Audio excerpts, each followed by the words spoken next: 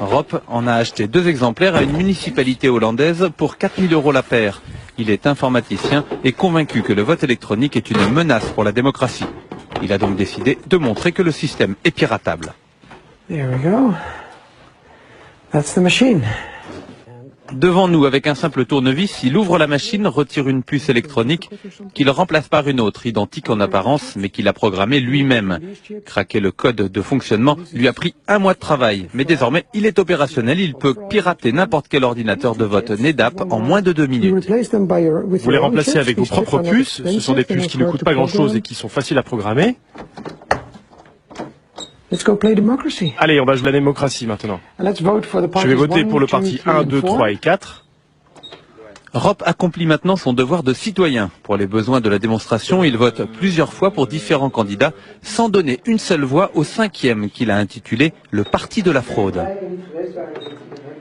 Là, je clôture l'élection en appuyant sur ce bouton et en tournant cette clé. De l'autre côté de la machine, il y a une imprimante. Elle permet de sortir les résultats officiels.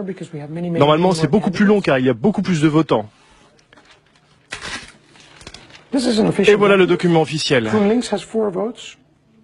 À partir de ce document officiel, il procède rapidement au dépouillement du scrutin. Le parti du PVDA a 3 voix, nous lui en avions pourtant donné 4.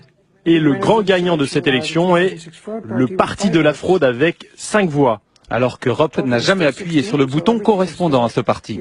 Le bureau de vote va penser que tout est régulier, normal, que tout a fonctionné, il n'y a rien de louche. C'est une élection complètement légale et légitime, en dehors du fait que tout est faux.